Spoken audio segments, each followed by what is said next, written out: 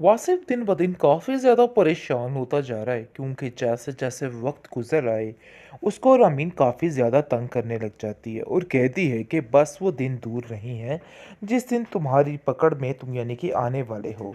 लेकिन ये माजरा सारा देख रही होती है फ़रत, और फ़रत को महसूस हो जाता है कि कुछ ना कुछ तो ऐसी बात है जिसकी वजह से वासिफ जो है परेशान रहने लग गया है। जिस पर वो कहती है कि आखिर तुम क्या मसला है, तुम्हारे साथ क्या हुआ तुम्हें। उसे बार बार ये सोच के हैरानगी हो रही है कि रमीन आखिर क्या क्या कर सकती है। और वो कहता है कि ऐसी कोई बात नहीं फ़रत, तुम क्यों बिला वजह परेशान हो रही हो। अपने आप को इन सोचों में हलकान मत करो, देखो ऐसा कुछ भी नहीं है। जिस पर फ़रत कहती है कि मैं खुद एक इतनी बड़ी परेशानी में हूँ, लेकिन तुम्हारी परेशानी ने मुझे मज़ीद परेशान कर दिया है। देखो इस तरह की बातें मत करो, ये काम बिल्कुल भी ठीक नहीं है। जिस पर वो कहता है कि तुम कैसी बातें कर रही हो, मुझे तो कुछ समझ नहीं आ रही। लेकिन दूसरी तरफ यानी कि जैसे ही कि अज़रा की इद्दत ख़त्म होती है तो अज़रा वहाँ से जाने के लिए तैयार हो रही होती है और वाक़ई में हँस रही होती है खड़ी होके फूफो जान, और कहती है, अरे भई मुझे तो तुम पे बहुत तरस आ रहा है। तुम्हारा जो हाल है देख के दिल को बहुत ज़्यादा परेशानी हो रही है। मुझे तो समझ ही नहीं आ रही कि आप लोगों को आखिर क्या बनेगा। किसी को कोई चोट खाई जा रही है और किसी को कोई चोट खाई जा रही है। मुझे तो आप लोगों की बिल्कुल भी समझ नहीं आ रही है। जिस पर आप देखेंगे कि फूफो बेगम को कहती है अज़रा कि अरे भई मुझ पर रहम मत खाइए बल्कि खौफ खाइए। आगे से बड़ी हैरान होती है और बिल्कुल करनानी चुड़ैल की तरह हँसती है आगे से फूफो जान, और कहती है कि अज़रा मुझे तो तुम्हारी बात की बिल्कुल समझ नहीं आई।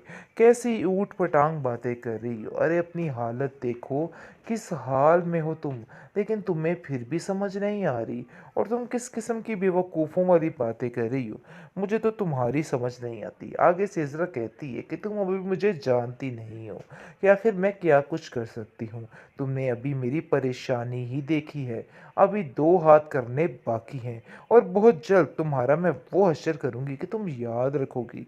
आप देखेंगे कि फूफो जान जो हैं वो अब काफ़ी ज़्यादा चाको-चौबंद होके रह गई हैं, क्योंकि उसको समझ आ गई है कि कोई माजरा ख़राब होने वाला है। वो आशी को कहती है कि ये जो पट्टियाँ तू इधर की उधर पढ़ा रही है ना, ये बिल्कुल भी ठीक नहीं है।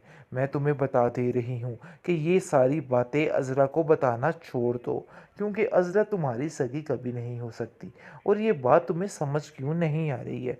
जिस पर वो कहती है कि मैं बड़े अच्छे तरीके से जान चुकी हूँ कि मेरा कौन सगा है और कौन नहीं है, इसलिए मुझे ये सारी बातें बताने की कोई भी ज़रूरत नहीं है।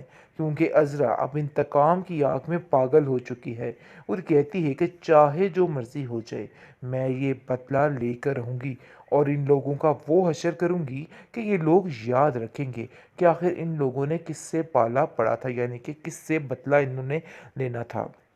और आप देखेंगे कि बहुत ज़्यादा परेशान हो जाती है और जब उनको पता चलता है कि ये सारा माजरा बिलाल का करवाया गया है तो ज़रा काफ़ी हैरान होती है और कहती है, मुझे तो आए दिन से ही शक था, लेकिन देखो कैसी बात हकीकत में जा बदली है।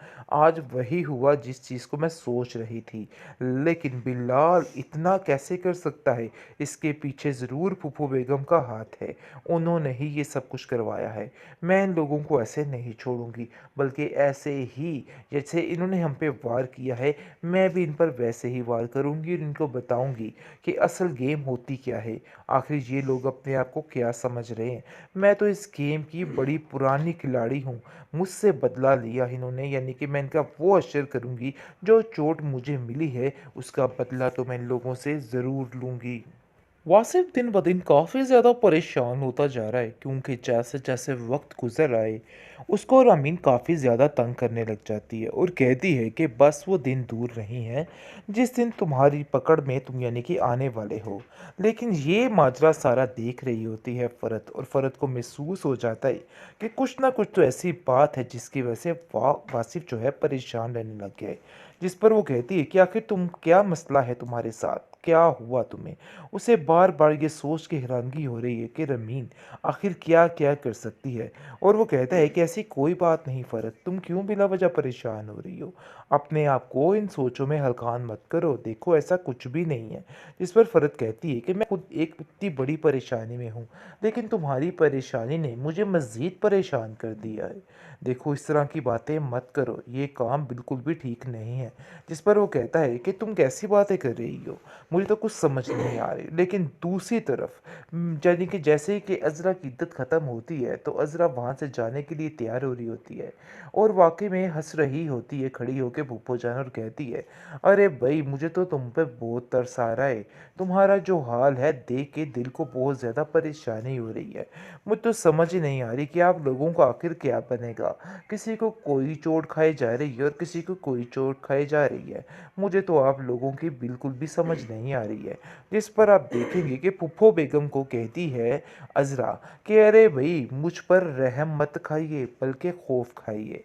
आगे से बड़ी हैरान होती है और बिल्कुल करनानी चुड़ैल की तरह हँसती है आगे से फूफो जान और कहती है कि अज़रा मुझे तो तुम्हारी बात की बिल्कुल समझ नहीं आई। कैसी ऊट-पटांग बातें कर रही हो? अरे अपनी हालत देखो, किस हाल में हो तुम? लेकिन तुम्हें फिर भी समझ नहीं आ रही और तुम किस किस्म की बेवकूफ़ों वाली बातें कर रही हो? मुझे तो तुम्हारी समझ नहीं आती। आगे से इज़रा कहती है कि तुम अभी मुझे जानती नहीं हो कि आखिर मैं क्या कुछ कर सकती हूँ। तुमने अभी मेरी परेशानी ही देखी है। अभी 2 हाथ करने बाकी हैं और बहुत जल्द तुम्हारा मैं वो हश्र करूँगी कि तुम याद रखोगी। आप देखेंगे कि फूफो जान जो हैं, वो अब काफ़ी ज़्यादा चाको-चौबंद होके रह गई हैं, क्योंकि उसको समझ आ गई है कि कोई माजरा ख़राब होने वाला है। वो आशी को कहती है कि ये जो पट्टियाँ तू इधर की उधर पढ़ा रही है ना, ये बिल्कुल भी ठीक नहीं है। मैं तुम्हें बता दे रही हूँ कि ये सारी बातें अज़रा को बताना छोड़ दो, क्योंकि अज़रा तुम्हारी सगी कभी नहीं हो सकती और ये बात तुम्हें समझ क्यों नहीं आ रही है? जिस पर वो कहती है कि मैं बड़े अच्छे तरीके से जान चुकी हूँ कि मेरा कौन सगा है और कौन नहीं है। इसलिए मुझे ये सारी बातें बताने की कोई भी ज़रूरत नहीं है, क्योंकि अज़रा अब इंतकाम की आग में पागल हो चुकी है और कहती है कि चाहे जो मर्ज़ी हो जाए, मैं ये बदला लेकर रहूँगी और इन लोगों का वो हश्र करूँगी कि ये लोग याद रखेंगे कि आखिर इन लोगों ने किससे पाला पड़ा था, यानी कि किससे बदला इन्होंने लेना था। और आप देखेंगे कि बहुत ज़्यादा परेशान हो जाती है और जब उनको पता चलता है कि ये सारा माजरा बिलाल का करवाया गया है, तो ज़रा काफ़ी हैरान होती है और कहती है मुझे तो आए दिन से ही शक था, लेकिन देखो कैसी बात हकीकत में जा बदली है। आज वही हुआ जिस चीज़ को मैं सोच रही थी, लेकिन बिलाल इतना कैसे कर सकता है? इसके पीछे ज़रूर फूफो बेगम का हाथ है, उन्होंने ही ये सब कुछ करवाया है। मैं इन लोगों को ऐसे नहीं छोड़ूंगी, बल्कि ऐसे ही जैसे इन्होंने हम पे वार किया है, मैं भी इन पर वैसे ही वार करूँगी और इनको बताऊँगी कि असल गेम होती क्या है। आखिर ये लोग अपने आप को क्या समझ रहे हैं। मैं तो इस गेम की बड़ी पुरानी खिलाड़ी हूँ। मुझसे बदला लिया इन्होंने, यानी कि मैं इनका वो अश्र करूँगी, जो चोट मुझे मिली है उसका बदला तो मैं इन लोगों से ज़रूर लूँगी।